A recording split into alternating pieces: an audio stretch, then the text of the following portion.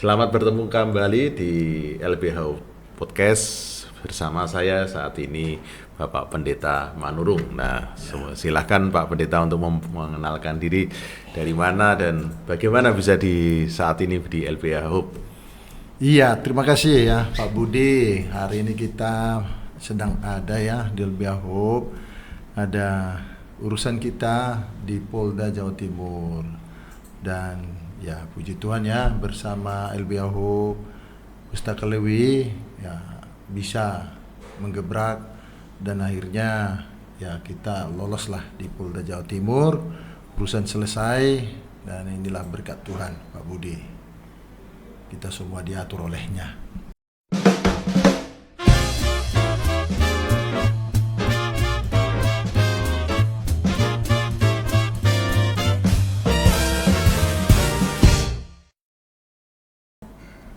Ya, terima kasih tadi Pak Pendeta mengucap syukur untuk pendampingan kita selama punya permasalahan di Polda Jatim. Ya, dan ini Pak Pendeta Manurung ini seorang pendeta dari gereja HKBP. Iya. Nah, ini pendeta HKBP itu biasanya rolling ya, Ya, pindah-pindah ke seluruh Indonesia. Iya. Nah, dengan pengalaman Pak Pendeta Manurung yang sekian lama, sebenarnya sampai sejauh mana sih kebutuhan tentang pelayanan hukum di gereja itu?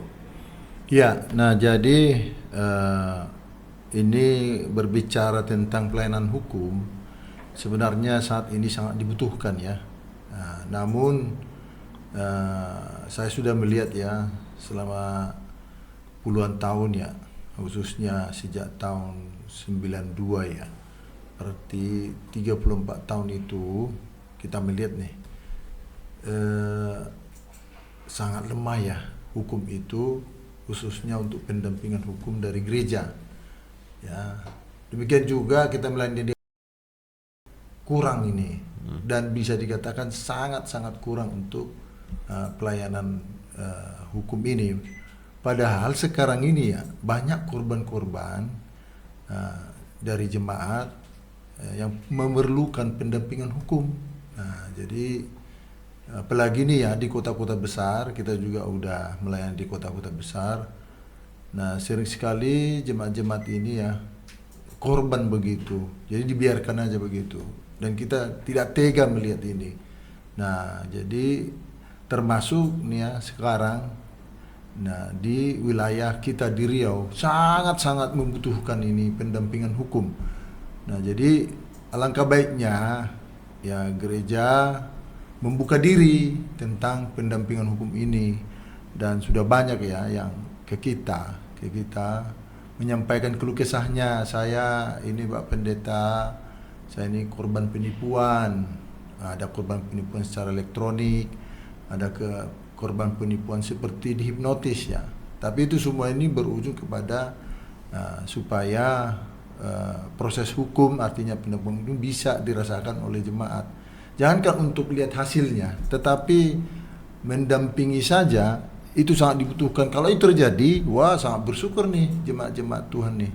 Tapi apa yang dirasakan sekarang akhirnya ya mereka menyelesaikan sendiri dan akhirnya putus asa. Ya sudahlah, kayak seperti bunuh diri gitu ya. Udahlah ya, korban-korban buntung-buntung, rugi-rugi. Padahal sebenarnya masalah sepele, tapi bisa seharusnya didampingi. Dan kita punya keyakinan kalau didampingi akhirnya melek gitu ya. Dampaknya itu kalau mereka khususnya gereja bisa mendampingi, akhirnya jemaat melek hukum, melek tidak gampang ditipu ya. Tapi karena nggak ada pendampingan, tidak sosialisasi, dan gereja banyak fokus pada diri sendiri dan sepertinya tidak keluar ya, tidak mau mendengarkah atau tidak mau menerima dari luar. Padahal itu di zaman sekarang itu banyak juga persoalan gereja itu datangnya dari luar gereja, nggak hanya dari internal ya, dari luar juga mengakibatkan sisi internal gereja juga kropos, goyah. Nah, ini yang harus disadari oleh banyak gereja sekarang. Ayo, jangan nafikan, jangan tiadakan, mengabaikan ada dampak dari luar yang sekarang ini justru banyak menyerang gereja. Nah, jadi apa salahnya ya seperti LBH Hope ya diizinkan begitu ya, apalagi yang sekitar Surabaya ya diizinkan aja, entah gereja apa, entah gereja Protestan atau gereja Katolik juga atau gereja apa saja. Ini sangat perlu dan ini pasti disyukur nanti. Akhirnya jemaat juga akan bersuka cita untuk Tuhan. Dan jangan pula menganggap kalau sudah mendampingi hukum seperti ada dosa atau yang lain. Tidak, ini bukan soal dosa, tapi ini adalah soal malah ini adalah untuk meningkatkan iman percaya. Kalau mereka mengetahui sama seperti itu 10 hukum Taurat. Nah, ya kan? Kalau ada kan jemaat kan didampingi oleh satu sosialisasi oleh hukum Taurat. Nah, ini misalnya disosialisasi tentang ragamnya jenis-jenis hukum itu, entah itu hukum pidana, entah hukum perdata, entah jenis-jenisnya. Sama saja saya sebenarnya hukum Taurat kan cuma 10. Supaya bagaimana melek itu jemaat ya, dia harus disosialisasi ya, jangan membunuh, jangan mencuri ya. Nah, itu semua sosialisasi. Tapi kenapa ketika ini ada di gereja kayak seperti menjauh? Tidak, itu namanya kemunafikan ya. Jadi jangan pula dinafikan tadi, ditiadakan hukum duniawi ini padahal di hukum duniawi yang banyak persoalan. Bukan di hukum yang lain-lain itu. Di hukum duniawi ini akhirnya terseret, dan ketika manusia ya terjadi di hukum dunia ini dimanfaatkan orang lah untuk dimain-mainkan. Akhirnya apa yang terjadi? Ya adalah ya korban-korban hukum.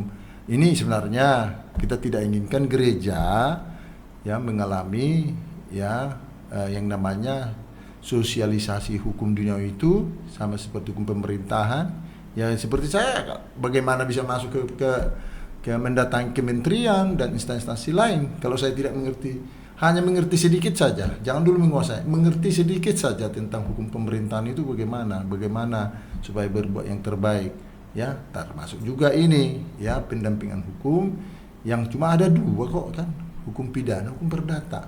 Nah itu kan nggak terlalu sulit sebenarnya, cuman kalau sudah ada tameng begitu ya udahlah sana-sana katanya, itu udah namanya apa antipati, tapi jangan langsung begitu itu mengantipatikan sesuatu yang sebenarnya itu sedang terjadi di banyak anggota jemaat dan gereja-gereja. Nah, jadi itu sangat apa itu Pak Budi, sangat relevan sekarang. Ayo gereja-gereja saling mitra lah ya dengan LBH ya padahal ada juga sebenarnya di gereja itu ya pengacara, tapi ya kenapa tidak berfungsi? Nah itu tidak tadi ya dinafikan gitu, seperti ditiadakan ya. Jadi begitu Pak Budi yang seharusnya sekarang kembangkanlah itu hukum pendampingan hukum itu, dan jangan takut dengan biaya-biaya begitu, namanya saling tolong menolong ya. Nah apa salahnya kasih ya persembahan sekali sebulan kan bisa, jangan gak usah menafikan yang tadi itu Pak Budi. Ya, terima kasih. Kalau tadi dari kesimpulan yang disampaikan oleh Pak Pendeta tadi, saya melihat bahwa di gereja itu kekurangannya adalah pendidikan hukum. Saya melihat ya pendidikan hukum untuk warga, untuk pendidikan hukum untuk jemaat itu sesuatu hal yang sangat penting dari kalau tadi saya simpulkan dari uraian dari Pak Pendeta Manurung tadi. Nah, sebenarnya permasalahan apa saja sih yang banyak terjadi di jemaat? Permasalahan hukum apa saja sih ya banyak terjadi di jemaat gitu, yang selama ini Pak Pendeta Manurung alami, atau jemaat-jemaat yang Bapak pimpin alami sampai saat ini? Iya, nah jadi memang kalau permasalahan itu di gereja ya ada beberapa yang sifatnya juga sebenarnya bisa diselesaikan secara internal ya. Nah internal ini yang kebanyakan terjebak pada persoalan internal, sehingga persoalan eksternal itu ya diabaikan. Jadi persoalan internal itu seperti ini nih. Nah jadi rata-rata ini langsung gereja banyak ini menghitungnya dari segi keuangan. Uang gereja tak ada. Kenapa langsung uang gereja? Nah, kalau model seperti itu saya lihat ya, kalau langsung ini permasalahan utama ini seluruh gereja saya lihat. Dikatakan atau tidak, tapi intinya topiknya uang gereja. Asal apa ada sesuatu uang gereja. Nah, ini tidak logis ini. Karena kalau kita berbicara ya firman Tuhan, nah jelas dikatakan di sana ya, carilah dahulu kerajaan Allah, maka semuanya akan ditambahkan kepadamu ya. Itu dengan jelas sekali. Kerajaan Allah itu seperti apa? Jangan pula kerajaan Allah itu kita persempit begitu. Kerajaan Allah itu hanya urusan ya bagaimana kita langsung ke surga. Tidak itu. Nah, surga itu tidak jauh dari kita, tapi kita selesaikanlah persoalan kerajaan Allah itu yang ternyata ada dalam pergumulan setiap orang. Nah, jadi kita catat ini mengenai uang gereja, ini yang harus kita malah nomor 2 kan ini uang ini. Jangan ini uang gara-gara uang gereja, ya uang gereja akhirnya semuanya jangankan hukum, yang lain-lain juga ditiadakan, tidak boleh. Nah, sekarang menjadi persoalan itu adalah, nah penipuan-penipuan yang kita katakan tadi merebak di mana-mana di seluruh umat Kristen, ya apalagi Batak itu tumbuh subur itu. Karena apa? Nah ini dia mau kaya gitu, tergiur ya kan.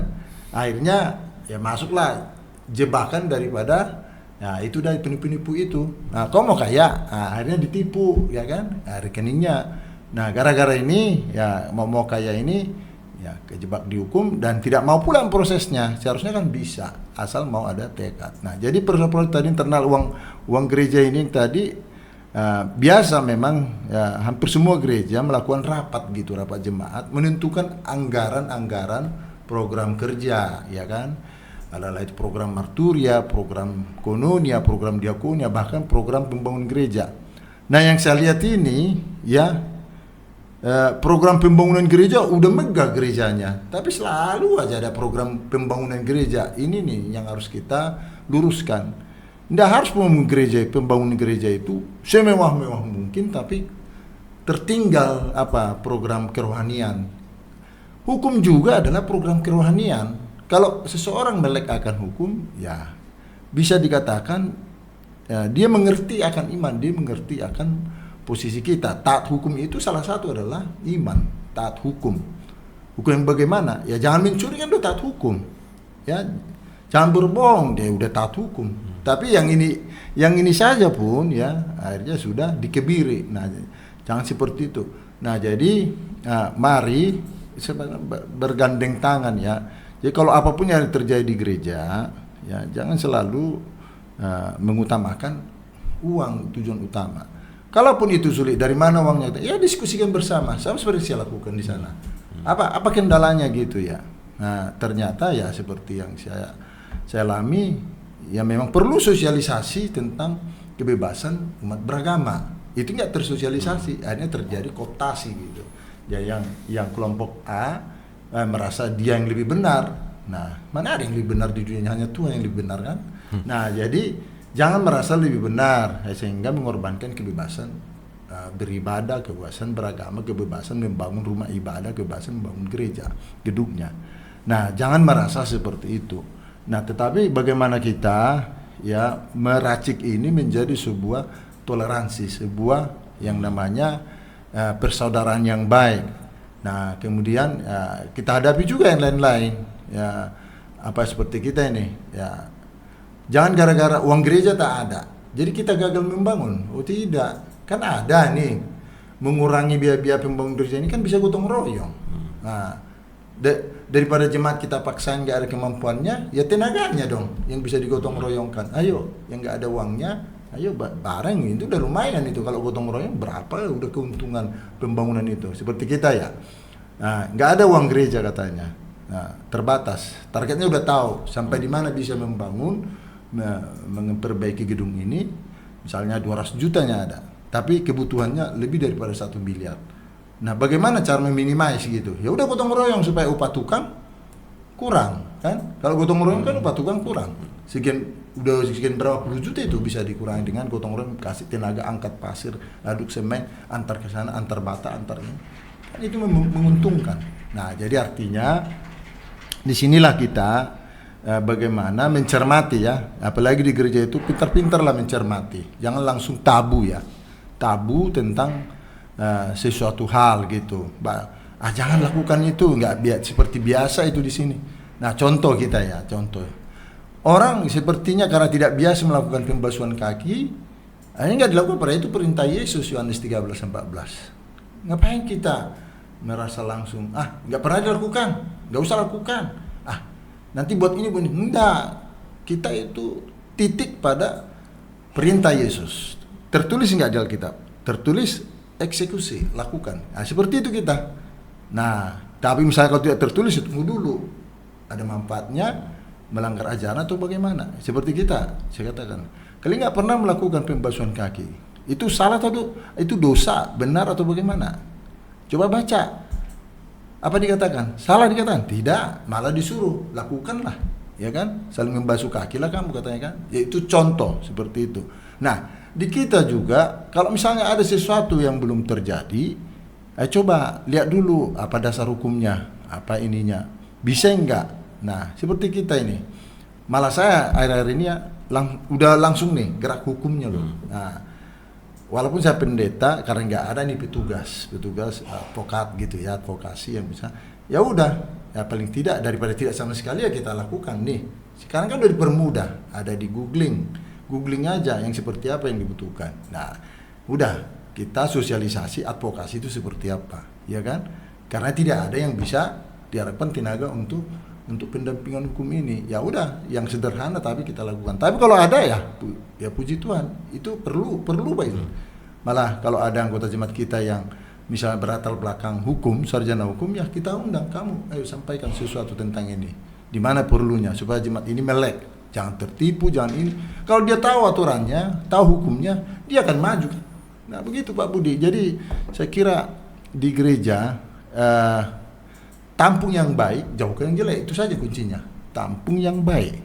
Apa yang baik itu? Hukum Tuhan, yang tertulis perintah Tuhan. Nah, apalagi yang baik? Ya, kalau itu pendampingan hukum itu kan baik, mana ada salahnya itu. Cuman ya, namanya manusia ya, artinya manusia begini, ya nggak mungkin lah misalnya air dibuat transportasi yang kita akan misalnya nih kita undang untuk menjadi keynote speaker. Nah inilah ya, air jadi bahan bakar kendaraanmu, nggak mungkin. Kita juga merasa dan kita percaya kan Yesus kan berikan itu. Jangan langsung tahu nggak ada uang gereja, nggak ada ini. Ya jemaat itu aja yang kamu ada berapa bisa membantu ini keynote speaker.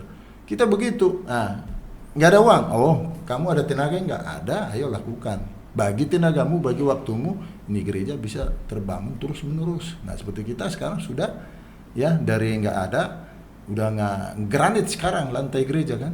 Nah nantilah bertahap kan, tapi tahapannya udah banyak ini kita lewati. Kalau menurut kita ini cuma ya paling ya sekelas ya mengatap gereja terus membata. Ini udah lebih dari situ, udah di plester, udah di plamir, dan bahkan sekarang udah di granit. Kalau kita berpatokan kepada Dia, ya kan, kepada Tuhan sebagai sumber segala sesuatu. Nih sedang ngegranit nih, ya untuk membaru patokannya, gak usah takut, dia kan akan berikan ya. Kita ini jalan sambil jalan ya, bagi proposalnya pasti ada aja itu yang terbuka hatinya. Ya jangan tolak, mau 10.000, mau 50.000, mau 100.000, ya jangan langsung nanti aku harus jalan dapat 20 juta, 10 juta, nggak usah. Nah jadi kita istilahnya seperti air mengalir kan, Tuhan yang berikan. Yang penting kita bekerja, yang penting kita berusaha. Nah sampai sekarang ya puji Tuhan ya masih bisa lah ditanggulangi ya. Kadang memang udah ngempes nih katanya, datang pembangunan nggak ada lagi uang kita katanya. Oh nggak ada, ya udah didoakan, akhirnya Tuhan kasih cara buat begini. Nah akhirnya kita jalanin, kita kunjungan dapat sedikit, udah lumayan lah, seminggu bisa untuk patukan kan gitu. Ada yang nyumbang granit, ada yang nyumbang ini, kan terbuka dari Tuhan itu. Nah begitu juga dihukum ya, sebenarnya ini penting sekali. Janganlah bilang nggak ada duit, enggak. Nah ada ya pasti jemaat itu juga mau kan ya, kasih persembahan sekali, udah terkumpul apa adanya kan. Nanti lama-lama makin banyak, tapi yang dibantu juga nanti jemaat kan. Kalau ada masalah hukum didampingi, akhirnya dia lolos, akhirnya dia senang. Nah, tidak kena lagi korban-korban ya namanya mafia hukum kan. Nah, jadi begitu Pak Budi. Nah, kita melihat ya pelayanan di gereja ini ya, marilah kita modifikasi teknik dan caranya sesuai dengan perkembangan zaman. Nah, dihukumin juga banyak jenisnya loh. Sekarang bagaimana dengan hukum robot, ya kan? Nah, mungkin nanti suatu saat dibuat itu. Bagaimana ini kalau robot membuat kejahatan? Ya, padahal robot itu kan ada pengendalinya, ada yang menciptakan. Siapa yang menciptakan ya dia terkena. Ya jangan sampai robot melakukan kejahatan kan. Nah, seperti itu. Nah, jadi jemaat juga harus tahu. Nah, seperti apa nanti model kejahatan? Ini manusia oke lah udah tahu misalnya kalau manusia melakukan kejahatan ya kena hukum pasal sekian pasal sekian. Tapi kalau robot yang melakukan, nah jadi nggak dihukum. Siapa yang menghukum? Yang dihukum yang mengendalikan robot iya itu kata Jadi, orang nggak dapat katanya. Nah, dia menghilangkan jejak, kan? Jadi memang ketika misalnya ada otomatisasi sehingga kejahatan itu memang lebih sulit untuk dibuktikan, tetapi tetap bahwa pelaku itu tetap bisa dikejar. Nah, kalau tadi kita lihat dari dengar dari Pak Pendeta tadi bahwa pelayanan hukum ini sesuatu hal yang sangat penting dan memungkinkan untuk gereja-gereja itu melakukan pelayanan ini. Cuma memang kalau ini tidak selalu gereja itu bisa melakukan sendiri. Kalau tidak bisa melakukan sendiri maka bisa bermitra juga dengan jemaat-jemaat yang lain kan begitu tadi. Bisa, ya. Jadi kalau sebenarnya tadi Pak Pendeta ngomong tentang gotong royong. Jadi sebenarnya pelayanan hukum ini memang sesuatu hal yang penting. Jadi ya kita mengucap syukur ya bertemu dengan Pak Pendeta Manurung walaupun tidak terlalu lama di Surabaya, tapi kita sudah bergaul akrab gitu dan kita mengucap syukur juga melihat juga bagaimana LBH Hope ini juga ke depan dari pengalaman Pak Pendeta juga untuk kita bisa mendampingi jemaat, mendampingi gereja untuk melakukan pelayanan hukum ini, untuk pendampingan kepada mereka dan juga pendidikan hukum bagi jemaat. Ya. Kiprah LBH Hope ini yang melibatkan pelayanan gereja sangat-sangat diperlukan pada saat ini. Dan harapan kita LBH Hope semakin berkembang ya. Tapi kita doakan LBH Hope dengan sesegera mungkin bisa menyentuh banyak enggaknya di Surabaya. Ya, amin. Ya pasti nanti Tuhan aturkanlah. Nah, jadi di gereja sebagai harapan kita ini closing statement kita, mari bermitralah dan minta tolonglah kepada semua yang namanya berbasis hukum, pelayanan hukum itu, ayo langsung rapatkan barisan begitu. Ayo siapa-siapa yang mau melayani Tuhan, suatu saat pasti berkatnya melimpah ruah. Nah, mudah-mudahan semua para pakar ayo datang ke ini podcastnya LBH Hope podcast LBH Hope yang ada di Surabaya, boleh sama seperti saya ini sekaligus nah, datang dari Riau nanti kemungkinan saya di Amerika atau di Australia datang juga ke sini. Nah, cukup dengan mari berbincang ada apa, kenapa yang begini seperti itu Nah, jadi LBH Hope ini kita yakin akan lebih hebat Nah, jadi ini sudah terobosan bagus melakukan peningkatan di LBH Hope ini.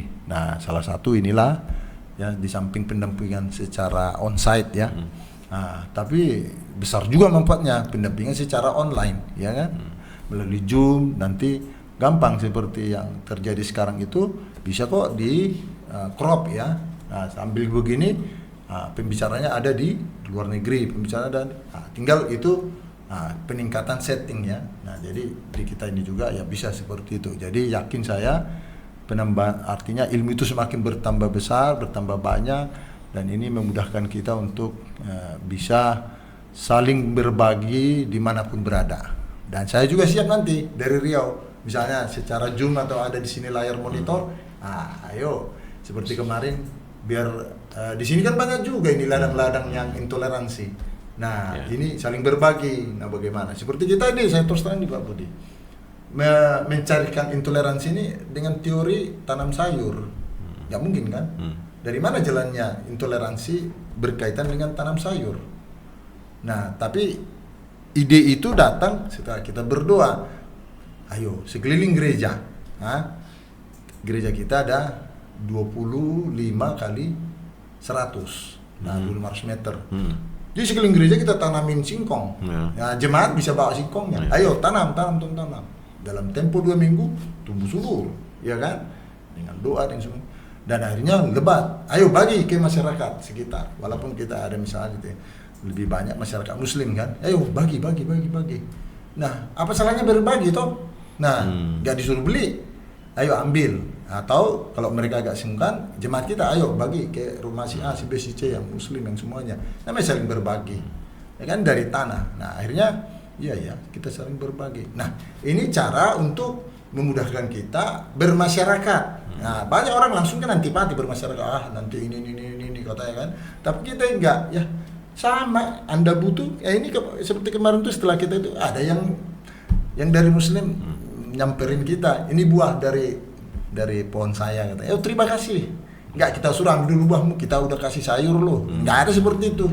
Ya memberi aja, ya kan, ikhlas. Nah, dan keikhlasan itu yaitu Tuhan yang menggerakkan. Mereka kasih kita jambu, ya kan, akhirnya saling berbagi. Enggak kita katakan ini bukan dari buah Kristen nih. Jangan, yang penting semua buah dari tanah yang diciptakan Tuhan. Nah, entah siapapun menanam, entah manusia siapa, tetapi Tuhan menumbuhkan itu. Kita makan saja, kita doakan kan. Nah, seperti ini teori singkong ini akhirnya bergerak maju terus ke mengikislah intoleransi. Akhirnya orang iya seperti itu ya. Begitu Pak Budi. Jadi harapan kita LBH ini berkembang dari hal-hal yang kecil akhirnya besar gitu. Dan saya pasti mendoakan dan harapan saya itu ke depan makin hebat lagi LBH. Ya kan Pak Budi? Ya, oke. Terima kasih Pak Pendeta Manurung untuk sharingnya juga, sharing bagaimana juga mengatasi intoleransi lewat tadi sayur singkong. Terima kasih juga Pak Pendeta Manurung dari Riau datang jauh-jauh ke Surabaya dan untuk berbagi dengan kita semua pengalamannya. Terima kasih. Dan biarlah saat ini kami mengucap syukur untuk semua hal, dan saat ini kita juga LBH Hope bisa terus ke depan untuk melayani masyarakat, melayani gereja, melayani jemaat dengan lebih baik. Terima kasih Pak Pendeta Manurung untuk kehadirannya di podcast LBH Hope. Sampai bertemu kembali di lain kesempatan. Oke, Tuhan berkati. Tuhan berkati. Ya, salam.